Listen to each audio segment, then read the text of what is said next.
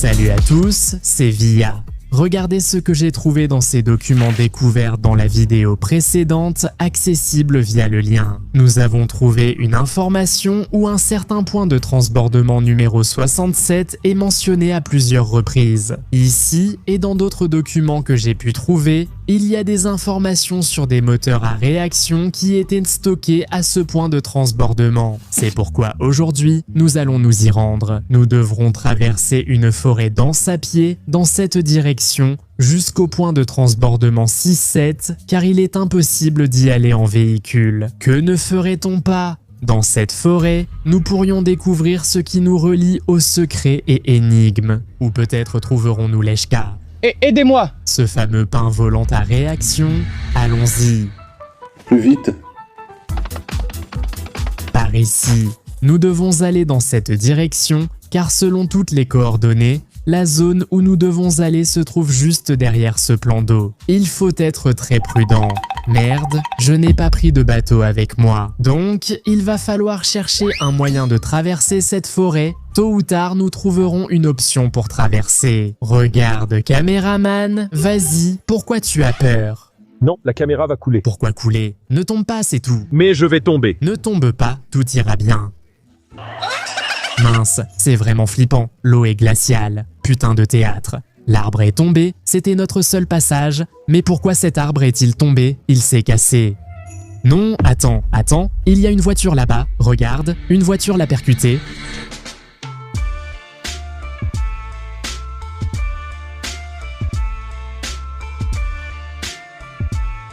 Incroyable, comment on ne l'a pas vu tout de suite ? Regarde, j'ai tout compris. Elle a heurté ce tas d'arbres qui a fait tomber les autres, d'où tous ces arbres renversés et le passage là-bas. Et pourquoi il y a écrit police en anglais dessus ? Regarde, ce n'est pas juste une voiture quelconque, c'est un fourgon de police. Regarde, il y a une sorte d'antenne et des gyrophares, et ici c'est écrit en anglais. Regarde. Special Weapons and Tactics signifie force spéciale en anglais, c'est incroyable. Vous vous rappelez, j'ai mentionné être poursuivi par des services secrets et organisations secrètes étrangères. Incroyable. Et nous avons trouvé cette camionnette sur le chemin du point secret 6-7, c'est-à-dire que c'est une vraie camionnette de forces spéciales étrangères abandonnée dans cette forêt. Voyons ce qu'il y a dedans. Je n'ai jamais vu... Oh, un corps. Merde. C'est vraiment un problème dont on se serait passé. Il y a vraiment un cadavre, tu entends ? Il y a un cadavre là-dedans. C'est qui ce type ? Attends, c'est Lyosha ? Ouais. Incroyable, regarde, tu entends ? On l'a trouvé. Attends, regarde. Ici, il y a un équipement pour transmettre des données ou du renseignement. C'est effrayant. Ordinateur, pistolet, un vrai fourgon du Special Weapons and Tactics. Mais comment est-il arrivé là ?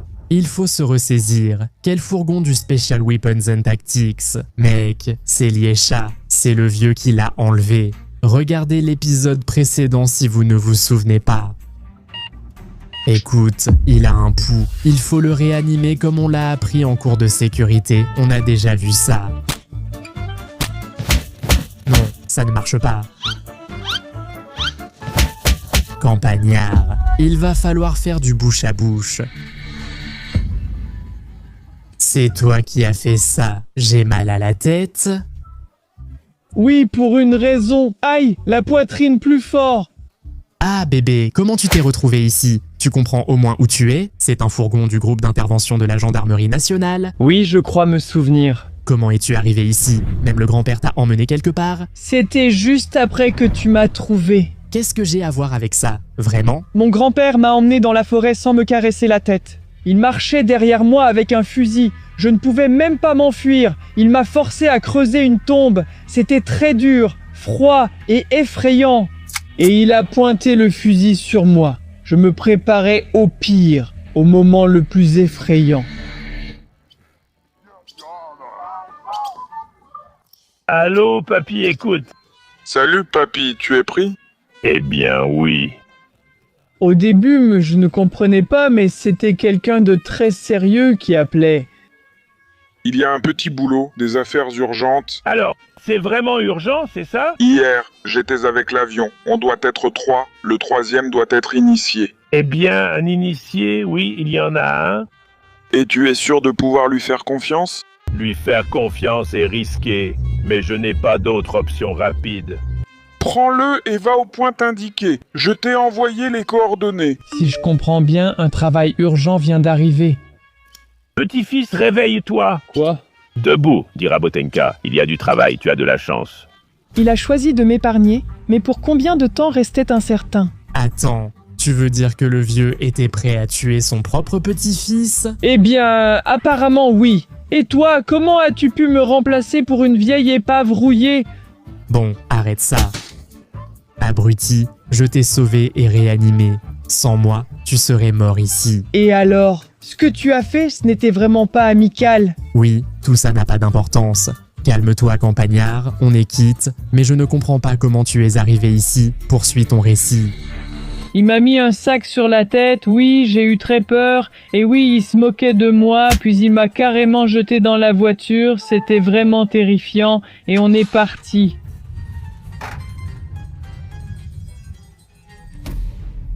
À notre arrivée, je l'ai vu. Qui? Cet homme étrange, mystérieux et effrayant. Il me faisait travailler, commandait même mon grand-père et m'a confié une mission. Nous sommes venus pour charger les débris de la soucoupe volante qui s'est écrasée là-bas. Attends, tu veux dire qu'on t'a sauvé la vie juste pour te faire manutentionnaire? Oui, ils avaient en besoin de quelqu'un qui savait tout, et j'avais déjà étudié tous les documents secrets. J'étais le seul à pouvoir les aider. Nous étions sur le site du crash de la soucoupe et devions charger les débris dans le véhicule. Certains étaient petits, d'autres si grands qu'il fallait les transporter avec le grand-père.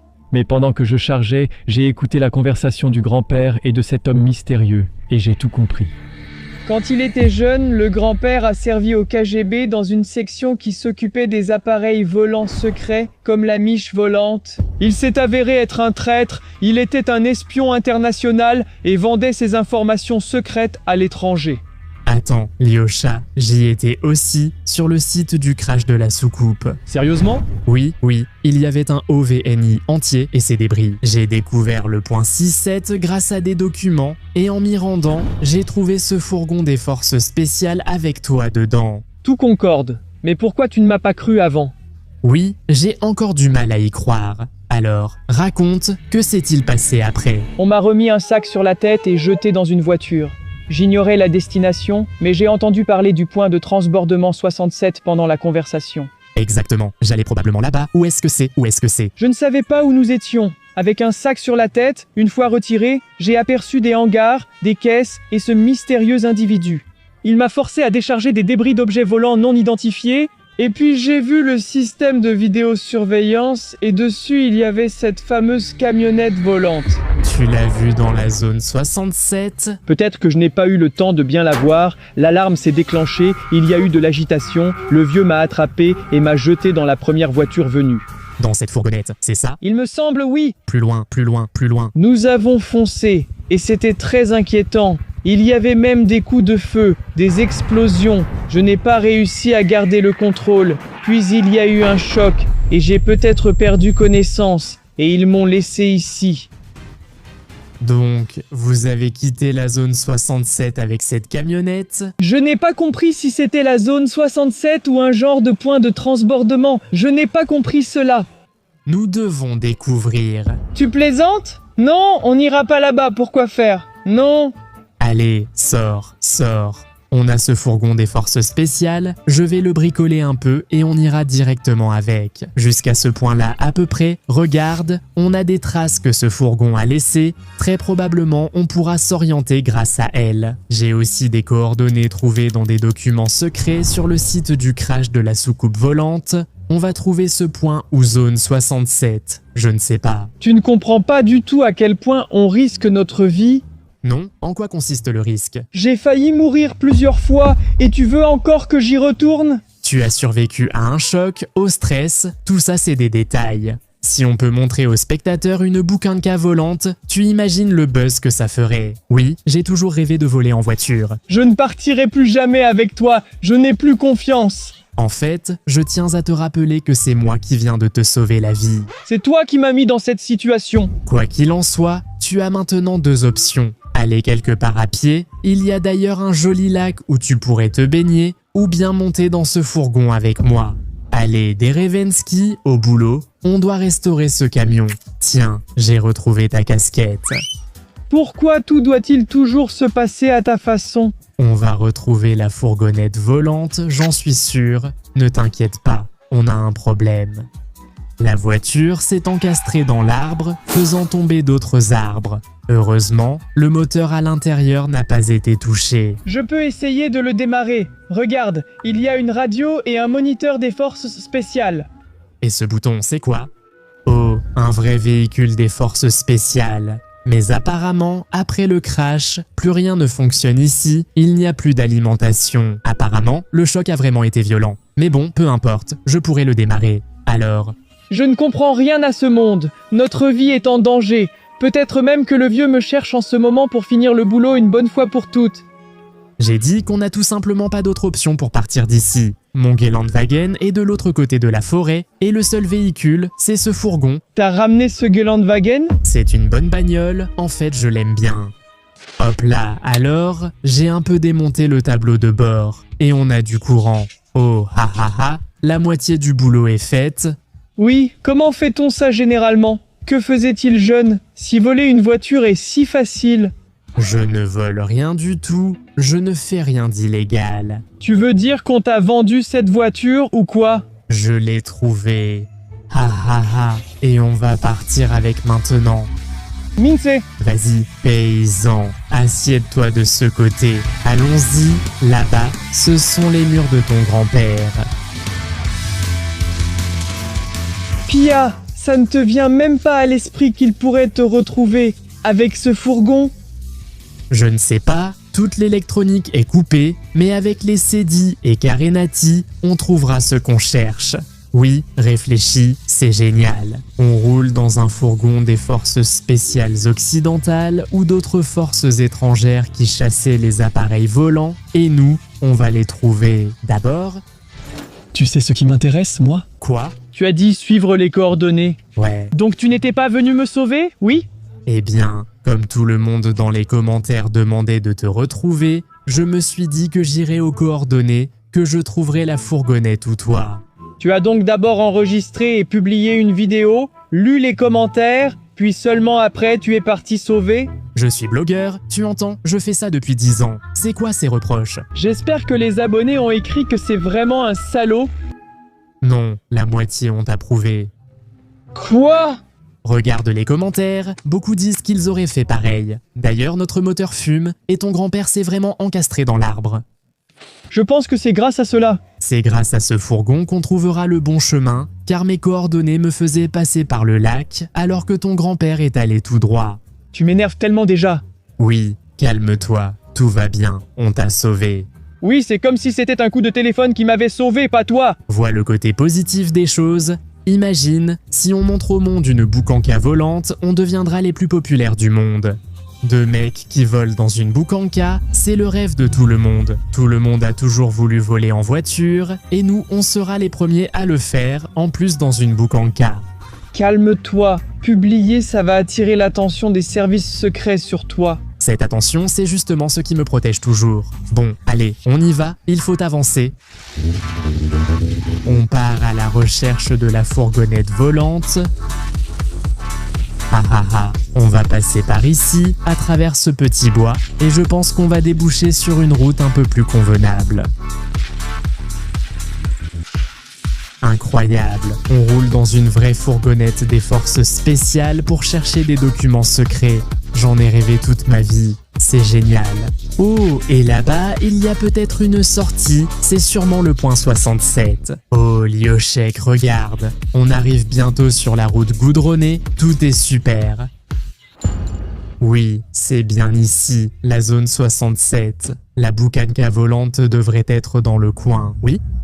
Écoute, non, c'était comme si tout était différent là-bas. Mais non, tu ne te souviens juste pas, tu t'es pris un coup sur la tête. Oui, chut, oui. Eh oui, mais j'ignorerais la vérité, cet endroit. Même si, honnêtement, je ne comprends pas non plus. Oui, écoute-moi, ce n'était pas la zone 67, c'était un point de transbordement. Allons plus loin, avançons, voyons ce qu'il y a là-bas maintenant, continuons, avançons, il y a quelque chose là-bas, d'accord? Non, c'est un terrain vague, je n'étais pas ici tout à l'heure, c'est sûr. Attends, approchons-nous, tout ira bien, on va trouver la camionnette volante. En route, on a perdu le tournevis. Ah non, le voilà, on l'a retrouvé. Tout va bien là-bas, je vois, de l'autre côté du hangar, c'est sûrement là que tout était stocké, sûrement un garage, oui, et dans ce garage, la camionnette volante. Mince, ou pas. Allons-nous-en d'ici. Regarde, ce sont des ruines.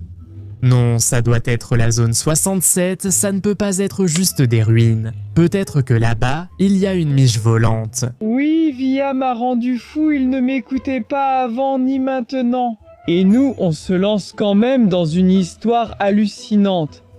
Regarde, tout ça ressemble à des hangars secrets, à des services militaires. Oui, oui. Non, c'est une sorte d'étable, oui. Quelle étable? Caméraman, qu'est-ce que tu dis? Allons-y. Services Secrets OVNI.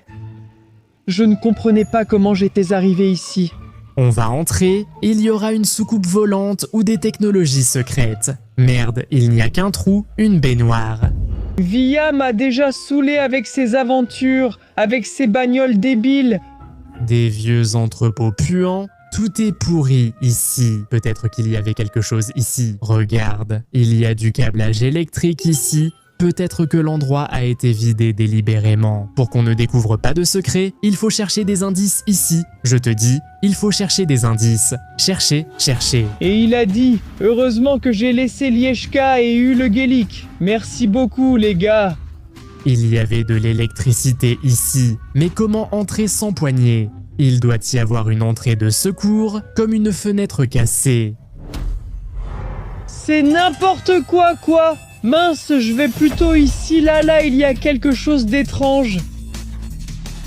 Le robinet s'est allumé plus vite. Attends, qu'est-ce qui s'est passé là-bas? Qu'est-ce qui est arrivé là-bas? Mince, regarde, le système s'est activé ici. Les moniteurs se sont allumés. Sérieusement, tu entends? Il y a quelque chose qui fonctionne là-bas. Regarde, viens ici. Quelque chose est écrit ici dans une langue étrangère, comme système activé. Comment votre système de scan s'est-il activé? Comment avez-vous réagi à la zone sur la camionnette noire? Quoi? Regarde, il y a quelque chose avec les coordonnées, j'ai compris, c'est le fourgon de ces services secrets étrangers, et nous sommes entrés sur le territoire où ils l'ont activé par système de positionnement global, par satellite ou quelque chose comme ça. Et avant ça, il ne fonctionnait pas. Ouais. En gros, ton grand-père, il l'a pris d'un endroit pareil. Ce camion vient d'une base secrète, de la zone 67 ou du point de transfert secret. Ouais. Comment tu es tombé, quoi? Écoute. Delta 7, le système de balayage du terrain se trouve dans la camionnette noire. Ils disent quoi sur nous? Mais nous ne pouvons obtenir ces coordonnées. Ah oui, je crois que le fourgon noir, c'est de nous qu'il parle. Écoute, il y a des coordonnées ici, un certain mode. Ne touche pas à ça, il ne faut pas. Non, tiens-moi ce truc s'il te plaît. Regarde, c'est un système permettant de suivre des objets avec la possibilité d'activer un radar, par exemple. N'active rien. Oui, attends. Il y a des informations ici, on va prendre une photo ici. Et qu'est-ce que tu entends? Delta 7, si ce n'est pas vous, alors quelqu'un utilise le terminal. Et quel terminal? Cette chose-là, probablement. Cette chose-là, c'est le terminal? Je ne sais pas, mais ils disent sûrement. Chut, ferme-la. Alpha 6, 2 civils repérés sur le territoire. Demande autorisation de neutralisation. Quoi? Ils sont pour la neutralisation. Quoi? Ils parlaient de nous? Genre, ils veulent nous éliminer avec la camionnette. Partons d'ici et puis laissons tomber cette camionnette. Et vous êtes sérieux? Qui voulez-vous éliminer? Vous savez à qui vous parlez? Qu'est-ce que t'as fait, toi? Vous me recevez? Alpha 6! Canal surveillé, urgent.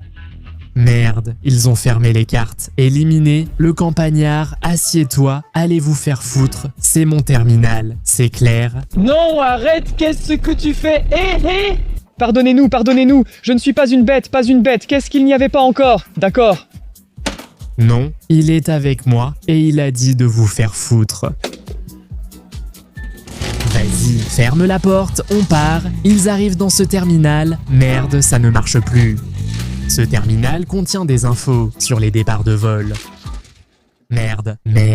Vas-y, tu peux le faire. Reste assis. Oui, je le fais. Allons-y, non. Allez. On se tire d'ici, vite à travers la forêt. On reviendra de la même façon. On emmène ce fourgon à bas planque. Quoi? On emmène le fourgon à bas planque. J'ai entendu, il ne faut pas faire ça. C'est nécessaire, on doit tout savoir sur la camionnette volante. Donc ici, on sera imprévisible. Ou pas. Oh. Merde. Qu'est-ce que tu faisais? Fais attention, tu es dans l'eau, au moins sois prudent. Elle... Quoi? Elle ne démarre pas. Merde, où vas-tu? Oh là là, incroyable. On a vraiment plongé. Comment on va sortir d'ici? Ils évoquent notre élimination, mais on n'a pas le temps, on a un plan. Je prends ce terminal, allez, on y va, on court, peu importe, cette foutue camionnette, on s'en fiche du diable, et on a oublié l'opérateur. Tant pis. J'ai le terminal, il contient des informations sur l'emplacement des autres bases, des engins volants et tout ça.